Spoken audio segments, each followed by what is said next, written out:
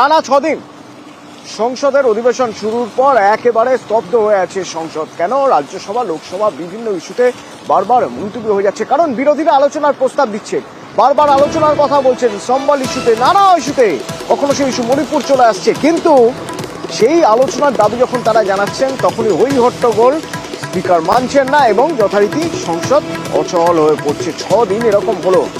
কি অবস্থা? নয়াদিল্লি থেকে আমার সঙ্গে মৈত্রী রয়েছে, বলতে পারবেন আরো ভালো। মৈত্রী, সেক্ষেত্রে তো সরকার পক্ষ বিরোধী পক্ষ দুই পক্ষেরই অন্তত একটা জায়গায় আসা উচিত যে সংসদ তো চলতে দিতে হবে, মানে অধিবেশন তো চলতে দিতে হবে।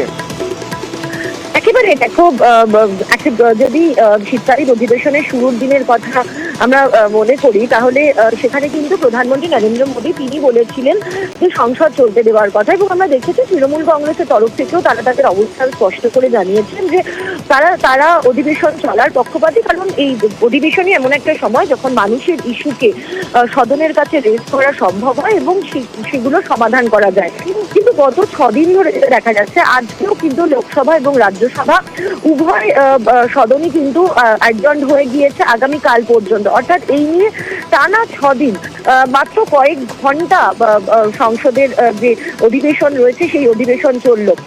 আজও ফের দেখা যায় যে বিরোধীরা মূলত কংগ্রেস এবং তারা দাবি তুলতে থাকেন।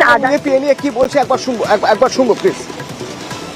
House chalna chahiye. TMC has many burning issues of including their state. We have our major unemployment issue, price rise issue, Awas Yojana issue, Adani issue be tabled, be discussed. Let us discuss it in the Business Advisory Committee meeting. BA committee should fix up a time, and it is the responsibility of the major ruling party to see that the House runs. And the House belongs to the opposition, but this BJP government is not in a mood also to run the House. India block है ही नहीं, नाम का ही block है, बाकी सब अपने आप को ब्लॉक करके रखे हुए हैं, कोई किसी का नहीं सुनता, और सब में मनीषा है कि सब पीएम बनेंगे। अब पीएम बनने की औकात किसी में नहीं है। अलग अलग इशू को लेकर बटे हुए हैं, कोई अदानी को लेकर लड़ रहा है, कोई अपना स्टेट के मुद्दे को लेकर लड़ रहे हैं, लेकिन एक देश के लिए, एक देश चलाने के लिए जो एक यूनिटी होनी चाहिए, जो यूनिफाइड एजेंडा होना चाहिए, ऐसा कुछ है ही नहीं उनमें। मोदी 2.0 में भी चलने नहीं दिया बहुत दिनों तक।